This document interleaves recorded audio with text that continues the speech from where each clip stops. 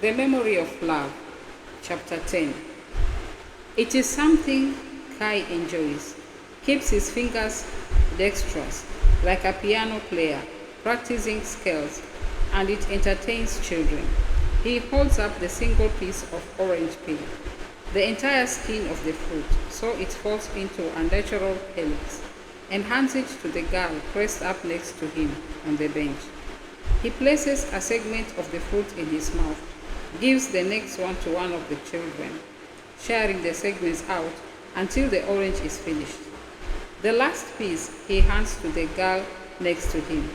When he stands, she stands alongside him. When he walks, she shadows him, one step behind, bump scrap pushing her bamboo walking frame ahead of her. He turns and squats, pushes a forefinger experimentally into the space between her leg and the plaster. Good, a nod. He moves away. She watches him go, leaning across her frame like an old woman at the garden gate. He passes through the children's ward, still decorated with the remnants of Christmas and tinsel and tweets of colored paper. They'd been presents this time, donated by a Western charity, who sent a photographer along to capture the occasion. The children sat and smiling, clutching the presents on their knees.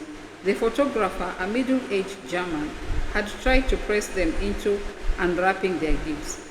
The children weepily resisted his encouragement. Finally, he had wrenched the gift from the arms of a 5-year-old and began to tear the paper away. The child's distress reached to a new pitch, to cease suddenly when the man drew from the box a small wooden house. In moments, the room was filled with the sound of tearing paper, scrabbling fingers. The photographer, happy now, clicked away for minutes.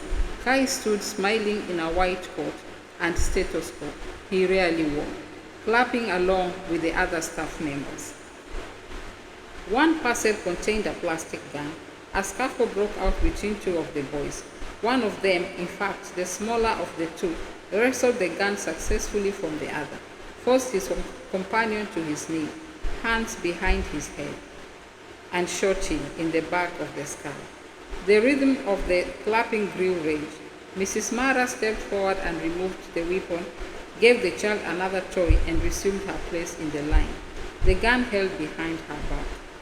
Outside the swing doors of the outpatient department, a boy, long-limbed and languid, is sitting in a wheelbarrow. His right knee and lower leg, massively distorted,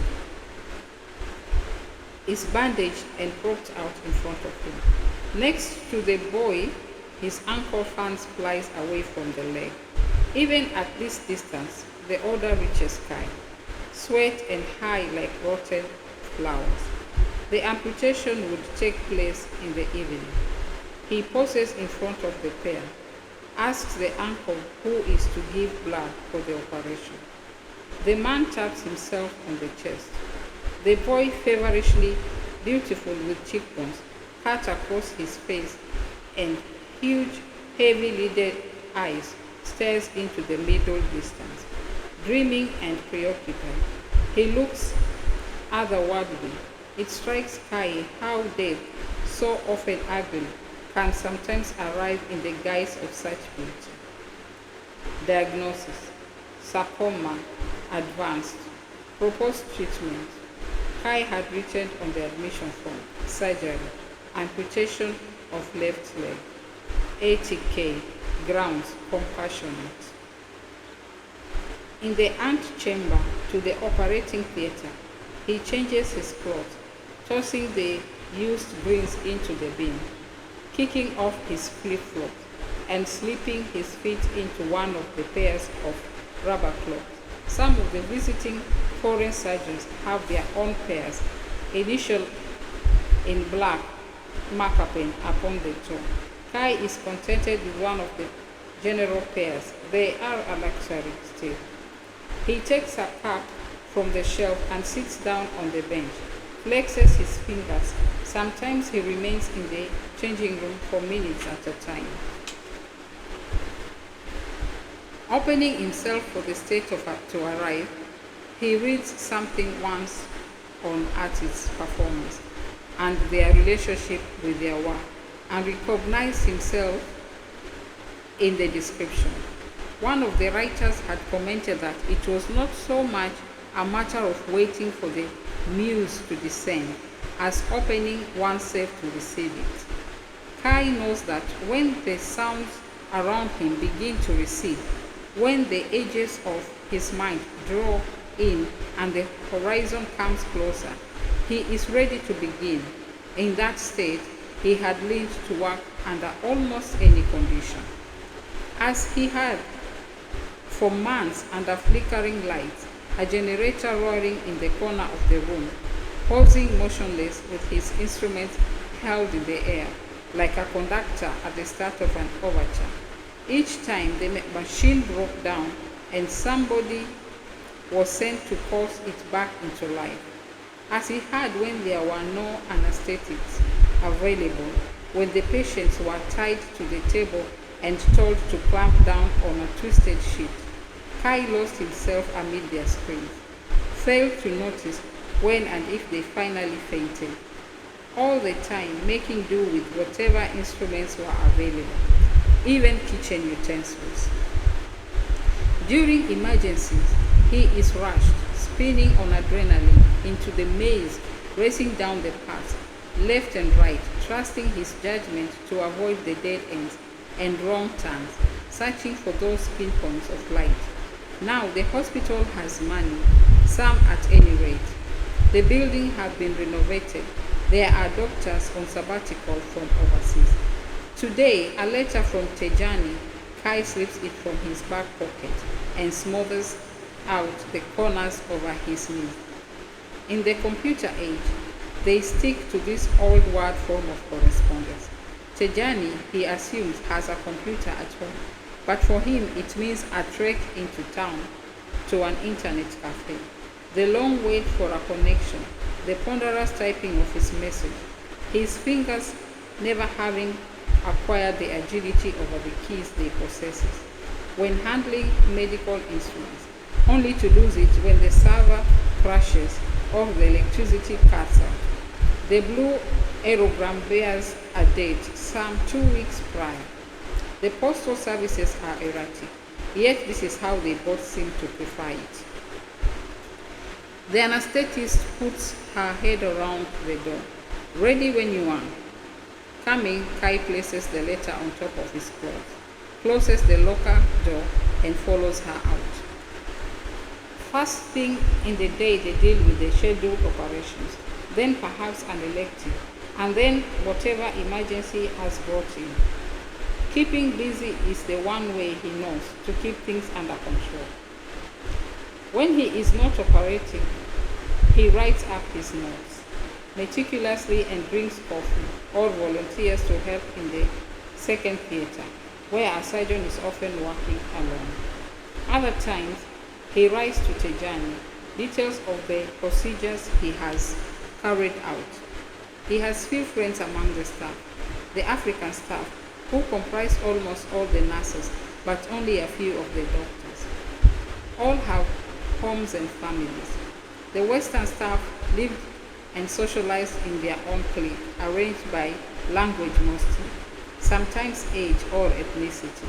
Generally, they stay only a few months, and in that time, Kai will extract from them whatever threads of knowledge he can. The Scottish expert in pain who demonstrated how patients felt phantom pains in limbs they no longer possess. The plastic surgeons who arrived in teams of 4 and worked around the clock for 2 weeks. The eye surgeon who rotated between the hospitals in the city and up country, and who set a stopwatch for each operation to remove cataracts, and liked to jog to relax his patients, that he could perform with his own eyes shut. And when finally Kai can extend his day, no longer he will pass outside the staff room, where the doctors gather at the end of the afternoon, and head to the empty apartment, which few knew exists, He will lie on the sofa, hating the prospect of sleep, checking the luminous numerals of his watch, and counting off the hours of darkness. Sleep, when it comes, arrives in lights, accompanied by a rush of images or sometimes lingering dreams. He wakes often, bathed in sweat. In the morning, he stands beneath the shower, waiting to feel restored. Then he begins to work again. Inside the theater, they are ready to start, but for the fly, now hovering above the lights, now perched upon the window frame. A masked nurse flicks at it with a cloth.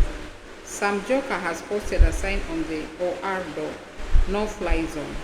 Kai waits while efforts are made to remove the insect.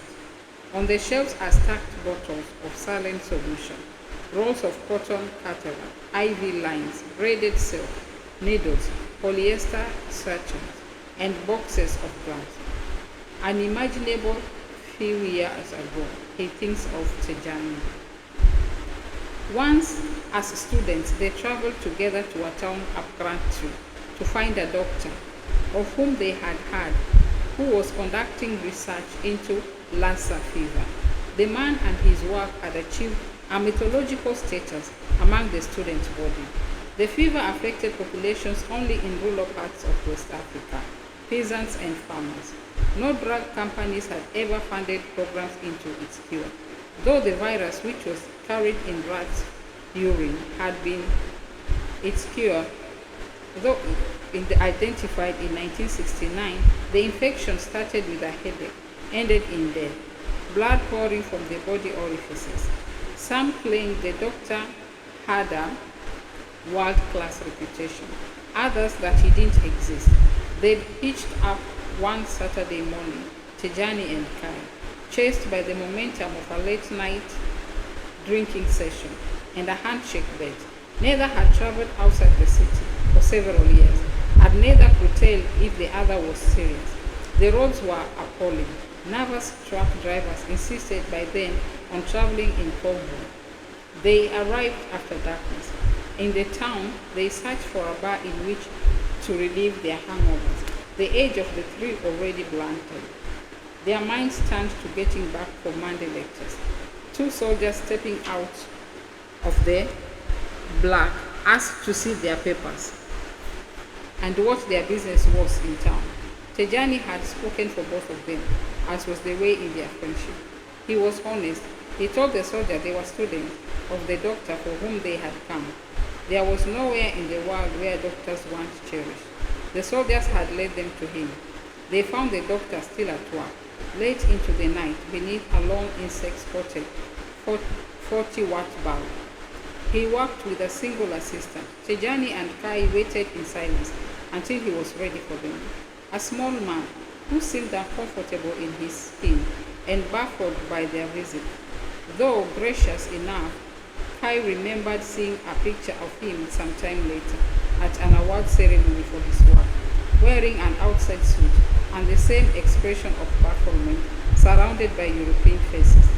Two images of him, that one which came later and the first of him working on the other side of the room, handling samples of contaminated matter, wearing a snorkel and mask, and a pair of household rubber gloves. In those days, they had learned to make do.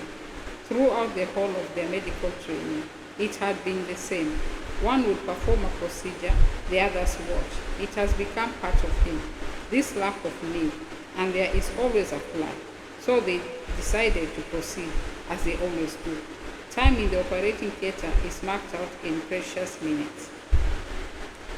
The amputation patient is lying on the table. Arms are stretched. One arm hooked up to the blood pressure monitor, the other to a line into which the nurse is pumping ketamine. He is strapped to the table to prevent him moving should he begin to hallucinate. Kai has seen a patient try to stand up in the middle of a procedure, had another talk to his dead mother. Tejani had written to him of nightclubs in America where people lay in darkened rooms, knocked out on ketamine. During the war, commanders had given the drug to child combatants just before they sent them into battle.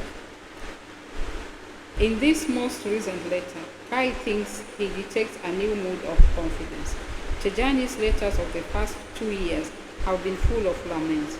It has been Kai's job to reassure him. Now, for the first time, something different. Come, Tijani is saying to his old friend. Come.